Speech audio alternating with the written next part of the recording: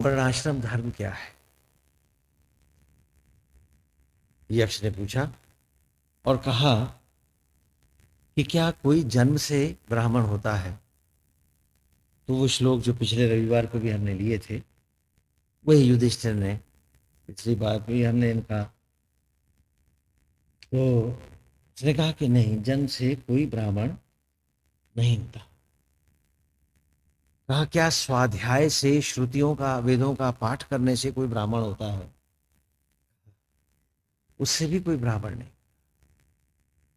ऐसा कोई द्विज धर्म की व्यवस्था धर्म ने नहीं। और वही श्लोक है, श्रृणु यक्ष कुलम तात न स्वाध्यायो न च श्रुतम कारणम ही द्विजत्वे चावृतम एव न संशय। वो कहता है कि हे यक्ष सुनो, महाभारत हमारे सारे अज्ञान को धोने वाला महाकाव्य। सुनो, स्वाध्याय से, वेदों के पाठ से अथवा जन्म लेने से, द्विज जातियों में जन्म लेने से, द्विजत्वे, इन सब से निश्चय ही कोई ब्राह्मण नहीं होता। पठका पाठकाश्चैव ये च अन्ये शास्त्र चिंतका सर्वे व्यसनिनो मूर्खा या क्रियावान सा पंडिता। कहा पठका पाठकाश्चैव, पठन और पाठन आदि से भी, चा अन्य शास्त्र चिंतका, नाना शास्त्रों के चिंतन से भी, जो बहुत पाठ करते हैं, ग्रंथों को रट लेते हैं, सर्वे, वो सब व्यसनी होते हैं, मूर्खा और मूर्ख होते हैं, या क्रियावान सा पंडित, जो इसे जीवन में क्रियान्वित करते हैं, जो इसको स्वभाव बना लेते हैं, जिसको आचरण विचार और व्यवहार में उतारते हैं, वे ही पंडित कहलाने के, द्विज कहलाने के योग्य होते हैं। आज हम खाली जातों को पकड़े बैठे हैं, लेकिन वो ये क्या, उसने कहा कि इसका प्रयोजन क्या है? तब वो कहते हैं कि चातुर्वर्णम, जैसे गीता में भगवान ने कहा कि मया सृष्टम गुण कर्म विभाग सा। यहाँ इसी बात को जो युधिष्ठिर ने कही है, श्रीमद् भगवत गीता में भी है, क्या है कि चातुर्वर्णम, चारों वर्णों को, मया सृष्टम, मैंने ही बनाया है, गुण कर्म विभाग से, गुण और कर्म के विभाग से बनाया, जन्मना नहीं कहा। और फिर तुरंत आगे कह रहे हैं कि विनय युक्त ब्राह्मण में, गो में, चांडाल में, श्वान में जो भेद नहीं करता, एक ब्रह्म एक आत्मा का भाव रखता है, पंडिता समदर्शिन, ऐसा समदर्शी ही पंडित है, वही द्विज कहलाने के योग्य।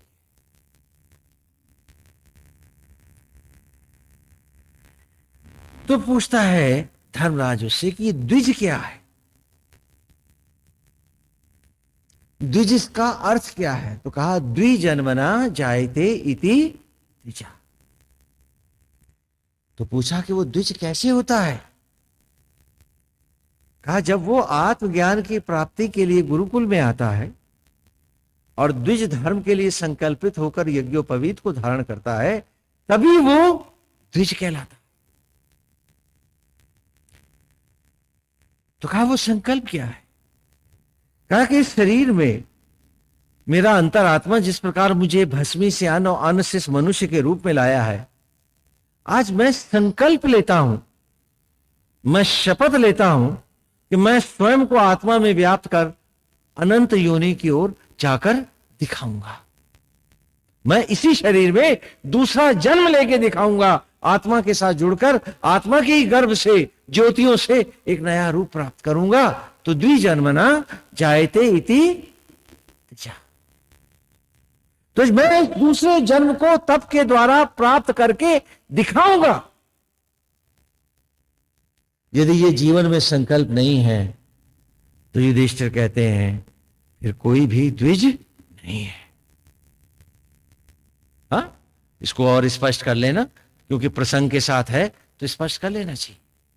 आजकल जो आप यज्ञोपवीत संस्कार करते हैं घरों में, ये घरों में कभी नहीं होते। हमेशा जब बालक गुरुकुल में ज्ञान के लिए आता था तो यज्ञोपवीत संस्कार होते थे। जब भी लड़का घर में उत्पन्न होता है 12 दिन का सूतक हम सब मनाते हैं। हम इसकी चर्चा पहले भी काफी कर चुके कि जन्मना जायते शूद्रा संस्कारात द्विज उच्यते। वो संस्कार क्या है जिससे कि वो द्विज होगा। इसीलिए ब्राह्मण क्षत्रिय वैश्य किसी के घर में भी जब बालक उत्पन्न हुआ तो आप सबने क्या मनाया? सूतक बरहा। मनाते नहीं मनाते कि बंद कर दिए कि जन्मना जायते।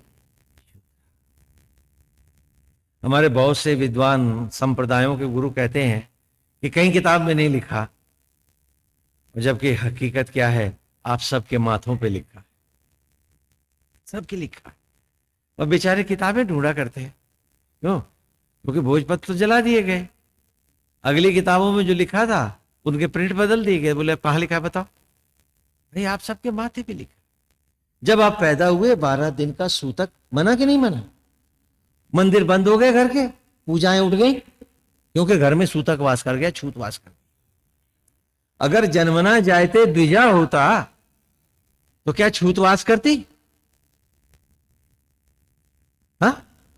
और 11 वर्ष तक ब्राह्मण हो, क्षत्रिय हो, वैश्य हो, किसी के घर में भी, मैं प्राचीन काल की बात कर रहा हूं, अब तो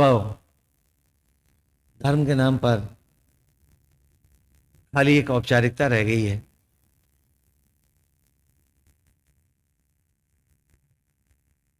कोई भी हो 11 वर्ष तक बालक को घर में शूद्र ही माना जाता था। और आज भी ब्राह्मणों के यहां 11वें वर्ष तक लड़का जब तक जनेऊ नहीं होता क्या कहलाता है? शूद्र कहलाता है। जन्म के बाद, सूतक के हटने के बाद भी जब तक यज्ञोपवीत संस्कार नहीं होगा तो वो क्या माना जाएगा? क्योंकि जब तक संस्कार नहीं होगा, संस्कारात द्विज उच्यते। धर्म ने कहीं कोई गलती नहीं की है। हाँ, हमने कुछ चंद संप्रदायों ने जो नदी की तरह चल नहीं सकते थे, घाटों पर बने तीर्थों की भांति थे, उन्होंने अपनी व्यवस्थाएं दे दी और आप सब भटक गए। धर्महीन होने में आपको संकोच नहीं लगा, संप्रदाय आपको रास जो आ गया।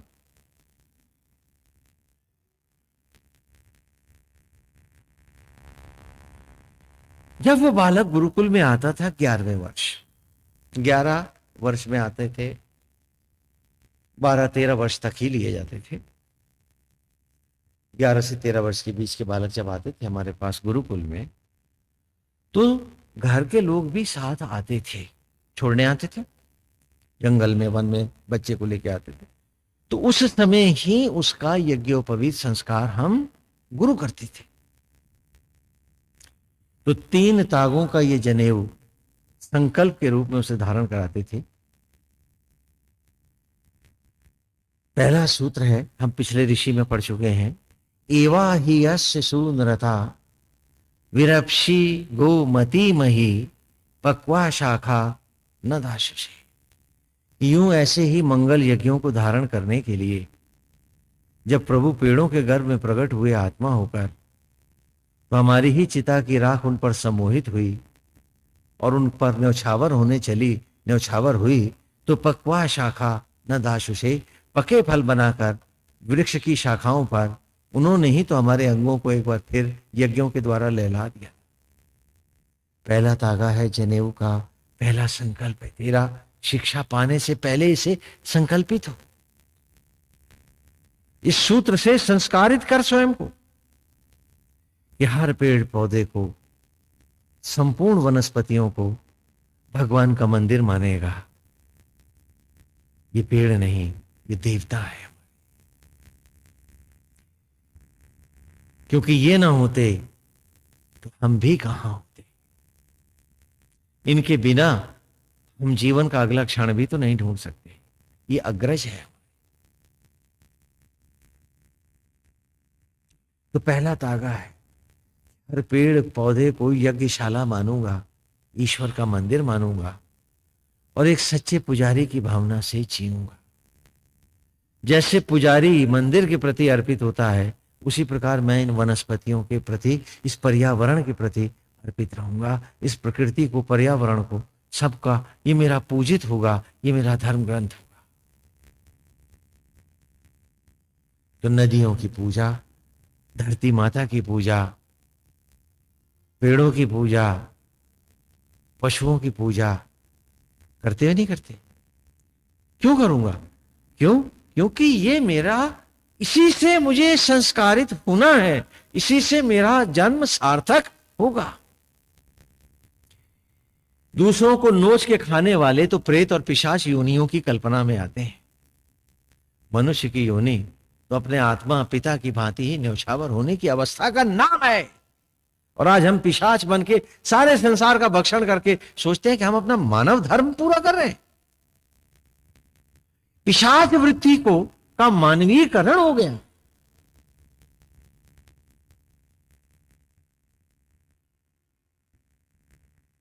क्या है कि हम संस्कारहीन हो गए हैं।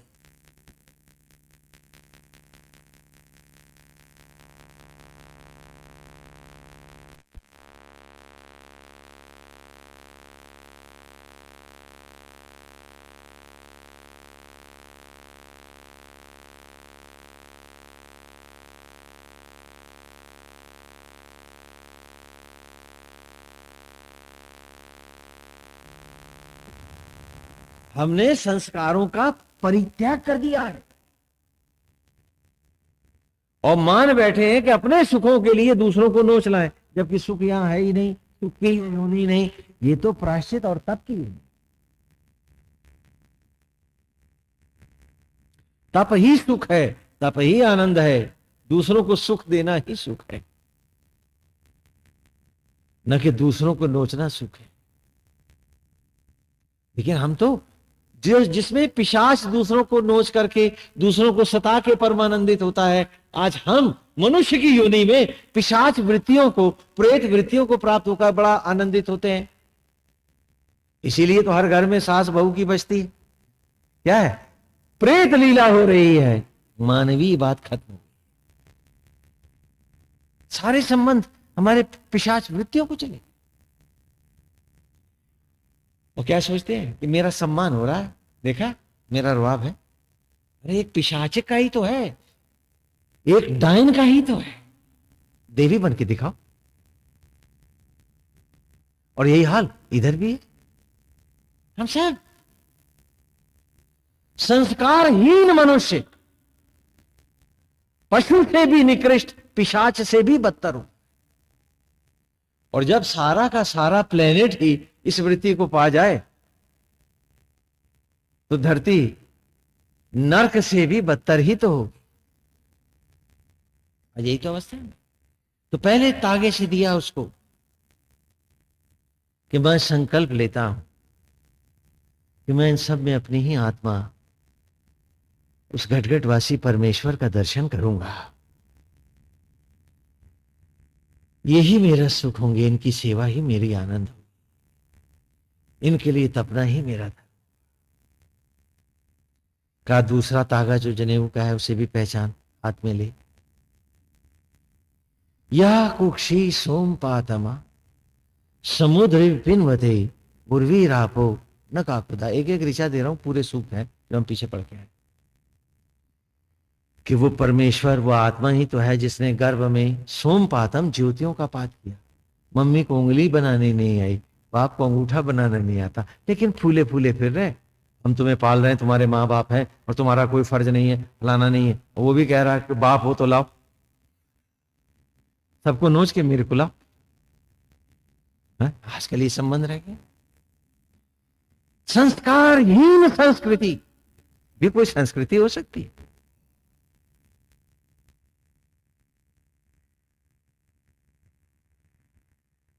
हाँ, दूसरा सूत्र है यह कुक्षी सोमपात। वो कौन है जिसने गर्भ में ज्योतियों का पात किया, समुद्र पिनवते, और सागर सा सींचता गया वो गर्भ को, कि वो गर्भ क्षीर सागर बना। क्षीर सागर में कौन रहते हैं? भगवान विष्णु रहते हैं। और तू भी उसी गर्भ के क्षीर सागर से विष्णु के जैसा प्रकट। उर्वी रापो न काकु था, न धरती थी, न अन्न था, न जल था, और काकुद ये गला भी तो तेरा बंद था।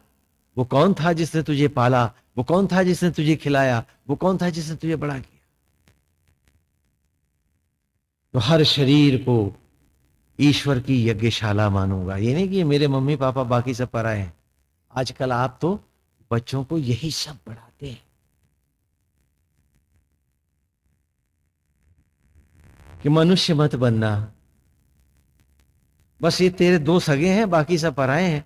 जब बड़ा हुआ बीवी भी आ गई तो कहता है पिताजी आपने जो मेरा घर बनाया था उसमें दो ही तो थे, अब ये बीवी आ गई है तो अब मम्मी और पापा में से कोई एक बाहर जाओ, घर तो उतना ही है ना। अगर आपने धरती जितना बड़ा घर बनाया होता तो क्या बटते घर आपके? क्या बटती ईर्ष्या द्वेष घृणा लोभ मोह, क्या बढ़ती आसक्तियां संदेह आज बाप और बेटे आपस में क्या विश्वास कर सकते हैं? भाइयों की तो बात ही भूल जा। क्या पति पत्नी में भी माया को लेकर यकीन विश्वास है?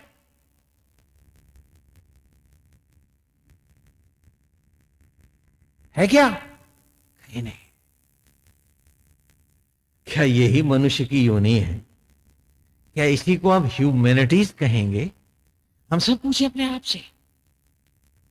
अविश्वास की ये जिंदगी कौन सी मंजिल पाएगी, कहां ले जाएगी? अतिथि देवो भव से चले हम, अतिथि संदेहो भव तक आ गए। अब तो सगा संदेहो भव हो गया। कहां जा रहे हैं? माला फेर के कौन सा स्वर्ग ढूंढ रहे हैं, या किस कुंभीपाक नरक में, किस महानरक में हम जाने की तैयारी किए बैठे हैं? हम पूछे अपने आप से। ये यक्ष की और युधिष्ठिर की वार्ता है और हम सब की कहानी का हर दे वाले होगी, क्योंकि आत्मा ही तो यज्ञ करता है। तो एक पिता आत्मा है और ये धरती मां ही, ये सचराचर, ये पर्यावरण ही मेरी मां है। वो निमित्त रूप से जो मुझे बनाते हैं वे धरती की तरह मेरी माता पवित्र है और आकाश की तरह मैं पिता का सम्मान करूंगा, लेकिन आत्मा और प्रकृति को ही मूल रूप में अपने माता और पिता के रूप में जानूंगा। ये उसी को बिंबित कर रहे हैं, ये उसी के निमित्त है। इसलिए जैसे धरती की पूजा करूंगा वैसे ही माता को भी प्रणाम। लेकिन माता को भी तो चाहिए था कि धरती जैसी महान बने, पिता को भी तो चाहिए था कि आकाश जैसा व्यापक हो, न कि संकीर्णताओं के लिए पिशाच बन के मैं और मेरों के लिए समाज को नोचता फिरे। बड़ी सरलता से हम कहते हैं स्वामी जी फिर दुनिया तो ऐसे ही चलती है ना। दुनिया वैसे भी चलती थी, नहीं तो ये कथाएं, ये संस्कार क्यों होते? और तब वो ज्यादा सुखी होते थे, ज्यादा आनंद पूर्वक जीते थे। आज तुम ज्यादा दुखी रहते हो, ज्यादा तनाव पूर्वक जीते हो। ये भेद। और तीसरे सूत्र में उसको पढ़ाया, बीलू चिदारुष तनु भिर गुहा चिदिंद्र वन्नी भी अविंदु श्रेया। ये तीसरा तागा तेरा शरीर धर्म के प्रति है। ये शरीर को, जो भले एक अभिशप्त जेल है जहां जीव रूप तू कैदी है, आत्मा जेलर है और ये शरीर जेल है, इसे तू एक देवालय, एक मंदिर बनाकर अपना आत्मा को ही ईश्वर का स्वरूप देता हुआ एक पुजारी की भावना से इस मंदिर में जिएगा। इसे कभी मैला नहीं करेगा, इसे कभी दूषित नहीं करेगा, इसे कभी व्यभिचार की ओर नहीं ले जाएगा, इसे कभी अनाचार अत्याचार की ओर नहीं ले जाएगा, कि तू कभी भी पर पीड़क नहीं बनेगा। कहा कि 3 तागों का संस्कार कर तो मैं तेरे लिए वेद का द्वार खोलूं, क्योंकि बना जनेऊ के वेद किसी को पढ़ाते नहीं। और इस प्रकार जब वो संकल्प लेता है अपने आप को, तब उसको हम गायत्री मंत्र देते थे। गायत्री मंत्र का भी अर्थ जानो। भाष्यकारों ने तो उसको सप्त लोक, सप्त हेवन, 7 आसमान जाने कहां भेज रखा है। हाँ। ओम में 3 अक्षर हैं, अ उ म। अ से अस्तित्व तत्व धारक ब्रह्मा, उ से उत्पत्ति सृजन सृजक विष्णु, म से मृत्यु मृत्युंजय महेश। धारण सृजन और संहार के यज्ञों द्वारा भू, भू माने उत्पत्ति को करने वाला, मट्टी को अन्न और अन्न को बालक का रूप देने वाला, और भुवा उत्पन्न किए हुए को धारण करने वाला। ये पांचों तत्वों से जो भोजन बनता है उसी को जब हम लेते हैं तो आत्मा ही तो है जो शबरी का राम बनकर उस भोजन को रक्त में बदलता है। क्या हम अन्न से खून बनाना जानते हैं अथवा मट्टी से अन्न बनाना जानते हैं क्या? वही तो बनाता। तो ओम भू भुवा स्व, स्व माने आत्मा, आत्मा होकर सब में प्रतिष्ठित होने वाला।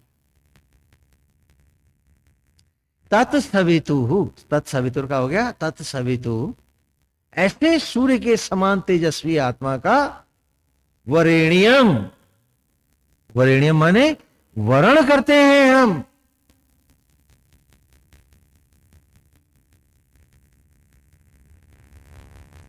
वरण का अर्थ तो समझते हैं ना, शादी के समय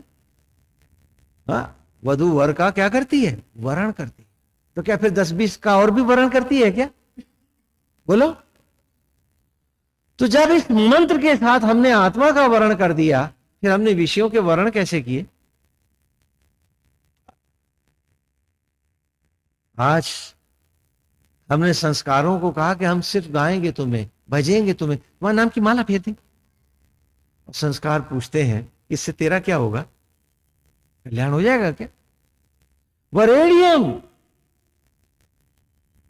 कि मैं आत्मा को ही अपनी अर्पित होता हूं, उसका वर्ण करता हूं।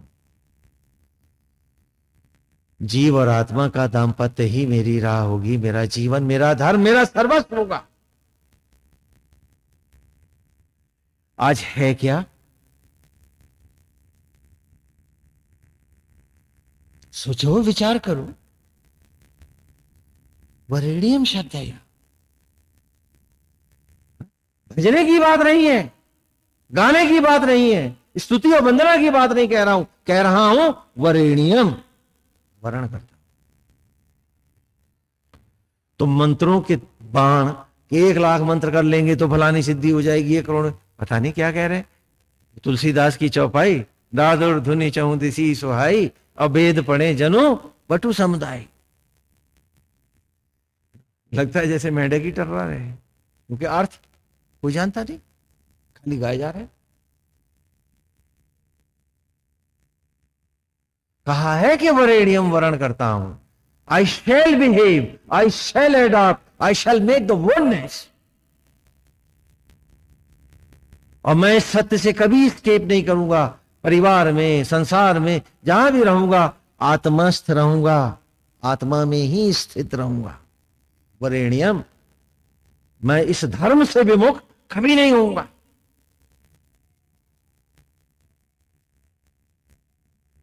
और आज तो सारा सत्संग सुनने के बाद भी हम तजेनियम में चले जाते हैं कि त्याग दिया, छोड़े आए, फिर वही करेंगे जो करते रहे। वरेण्यम कहा है कि आत्मा का ही वर्ण होगा। गोविंद, मैं आप ही के साक्षी हूं। तो कोई भी कार्य, कोई भी विचार जो आत्मा का हो सकता है वही मेरा होगा, अन्यथा नहीं होगा। आत्मा झूठ नहीं बोलता है, झूठ नहीं बोलूंगा।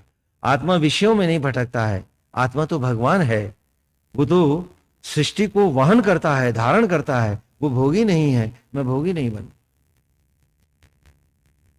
मैं कर्तव्यों के लिए ही, जो शास्त्र सम्यक धर्म है, मैं उन्हीं को धारण।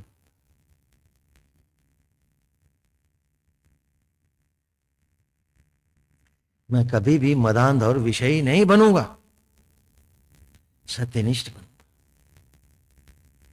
तत्सवितुर, और आत्मा में ही गमन कर।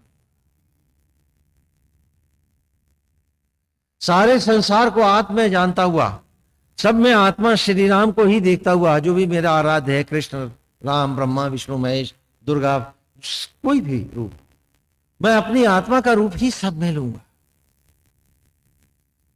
हर देह मेरे लिए मंदिर होगी, किसी से ईर्ष्या द्वेष घृणा लोभ नहीं।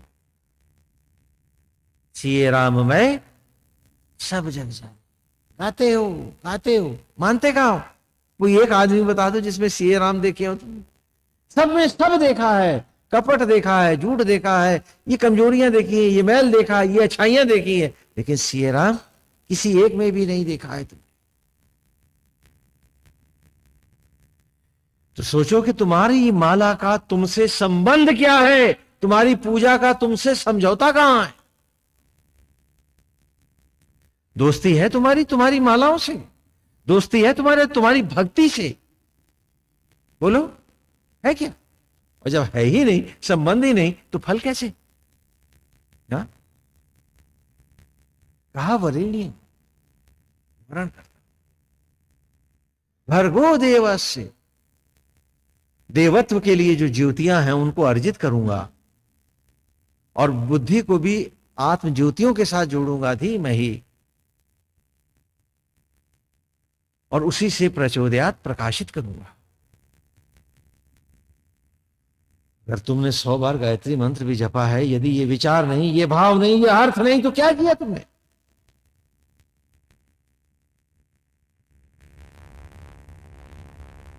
अगर कोई दूसरा समाज हमें हिपोक्रेट कहता है तो क्या गलत कहता है? हम चिढ़ जाते।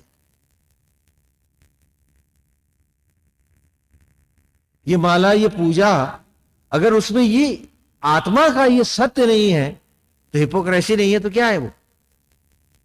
दूसरे कहते हैं हमें बुरा लग जाता, लेकिन हम ईमानदारी से पूछे कि हम कर क्या रहे हैं?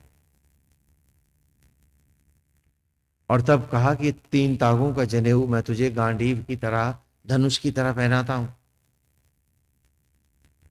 कि 10 इंद्रियों के अर्जन से अर्जित ये जीव ही अर्जुन है, 5 तत्वों से बना ये शरीर पांडु है, आत्मा कृष्ण सारथी है, और इस महारथी अर्जुन का, निर्णायक बुद्धि का जो गांडीव है वो ये जनेऊ है, वो यज्ञोपवीत है। और मायाओं का महासमर महाभारत है, संकल्प का ही तर्कस है, सद्विचारों के बाण है। यदि ये सब नहीं है तो तू महानिर्धन है, तूने कुछ पाया नहीं, सब गंवा रहा है। और जब इस संकल्प को मैंने लिया कि मैं द्विज धर्म को धारण करके दिखाऊंगा, तो ऋषि ने कहा तेरे इस संकल्प से मैं तुझे आज द्विज घोषित करता हूं, लेकिन तुझे दूसरा जन्म लेकर के इस आत्मा में ज्योतिर्मय मार्ग को धारण करके द्विज होके दिखाना है। और जब आप घर ही में मर गए, पांव दक्षिण कर दिए गए, बुलाया गया विद्वानों को, अब क्या हो? कहने कुछ नहीं, इसका जनेऊ तोड़ दो, इसका संकल्प खंडित है। आप खाली औपचारिकताओं का निर्वाह करते अर्थ नहीं जानते। क्यों तोड़ा है मैंने? कि जो संकल्प लिया था उसे खंड खंड कर गया, ये पूरा नहीं किया, भटक गया है ये।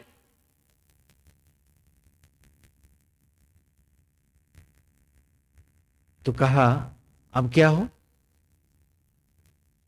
कहा देवयान से आत्मा के साथ जा नहीं सका, द्विज तो बन नहीं सका, अब इसे पितृयान से भेजो। कहा वो पितृयान कौन सा है? कहा वो पेड़ जिनके फलों से ये शरीर बना है, इसे तो उनको लौटाना ही पड़ेगा ना, उन्हीं पेड़ों की चिता के बनाओ, शमशान ले चलो, दक्षिण द्वार खुला है इसका, वहीं ले चलो इसे। उत्तरायण नहीं हो पाया, ले जाते हैं। और जिनकी आसक्तियों के कारण, जिनके में आसक्त तो मैं आत्मा में होना था, आसक्त तुम वाय जगत में और अपनी संततियों में थे, तो बेटे से कहा तू ही आग दे, अब इसे, तेरी आसक्ति में जला है, जलेगा ही, क्योंकि ऐसे ही तो मरा है। तो बेटा आग दे कि दक्षिण द्वार से जाएगा, ये उत्तरायण नहीं हो पाया। जब आग की लपटें उठने लगती हैं तब वो कहता है उससे, अब जानता तो नहीं बेचारा, लेकिन इतना ही कहता है कपाल क्रिया कर दे। अब उससे वो कहता है सुन, सामग्री लौटेगी, यजमान नहीं, तो इसको जीव रूप, इसे कपाल क्रिया करके अलग कर, छुड़ा इसको, ये नहीं जलेगा, क्योंकि जीव जानकी कभी जलाई नहीं जाती है।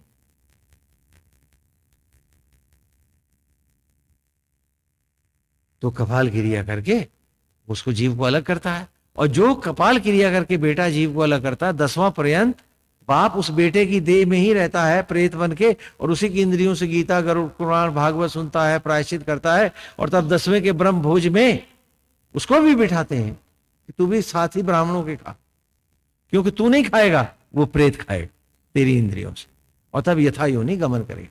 और तब हम भस्मी में उठा के देखते हैं कि कौन सा चित्र बना, तो वो किस योनि में गया। करते आप सब कुछ है, जानते आप कुछ नहीं, खाली औपचारिकताएं, और औपचारिकताओं को भी कोई हिपोक्रेसी कहते हैं, हमें लगता है गाली देगा, लेकिन क्या ये सच नहीं है?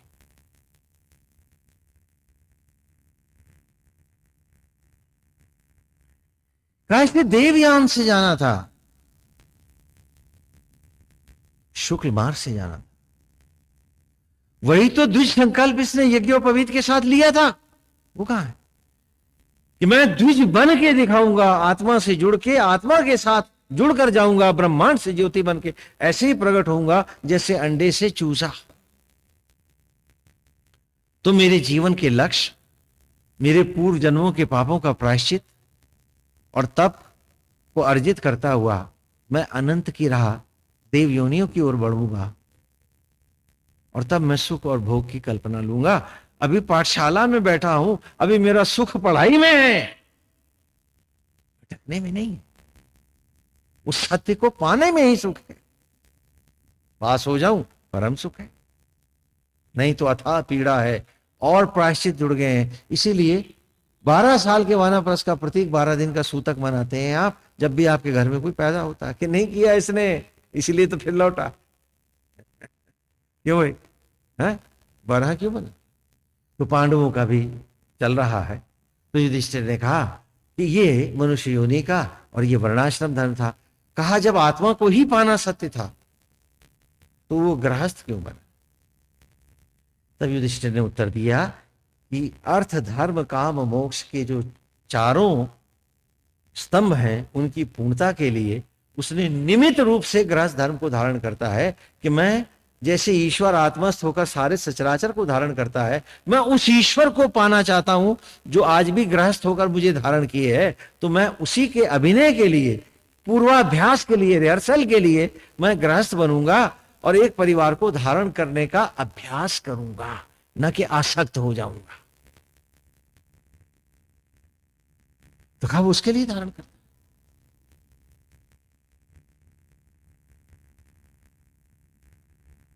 कि जिस प्रकार परमेश्वर एक संपूर्ण सचराचर को ईर्ष्या द्वेष लोभ मोह आसक्ति आदि से रहित होता हुआ, पाप और पुण्य के लेपन से परे रहता हुआ, वो पूर्ण सारे संसार को धारण करता है, ग्रहों नक्षत्रों को धारण करता है, और उसी ने मुझे बनाया है। तो मैं अपने पिता की राह कुछ लोगों को धारण करने का इसी भाव से प्रयास करूंगा। न चिंता होगी, न ईर्ष्या, न लोभ, न मोह। जेही विधि राखे राम ताही विधि रही हो,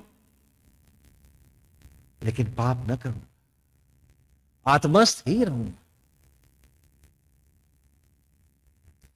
तो उस रिहर्सल के लिए मैंने गृहस्थ को धारण किया था, न कि गोंद लगा के चिपकने के लिए, आसक्त होने के लिए। क्योंकि मैं लाख चिपकना चाहूं, यमराज तो ले ही जाएगा, छोड़ेगा क्या?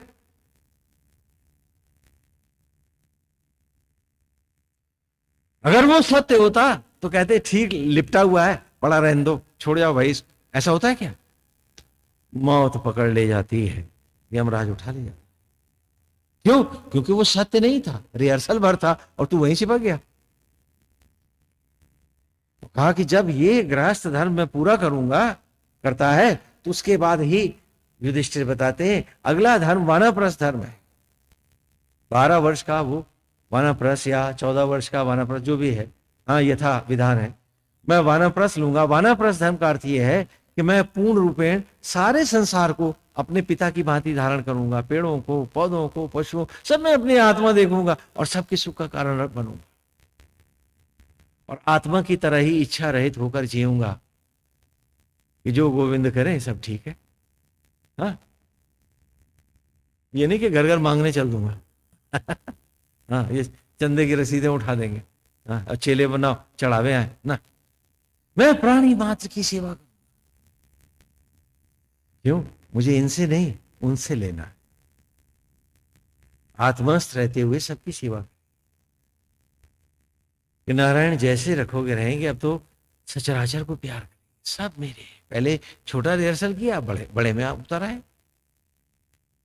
और जब ये पूरा हो जाएगा तो जीवन के महाभारत को, हर विषयों को मारता तोड़ता, 18 दिन के यज्ञों को करता, मैं वानप्रस्थ से संन्यास को चला जाऊंगा, सरयू पार कर, सरयू समाज।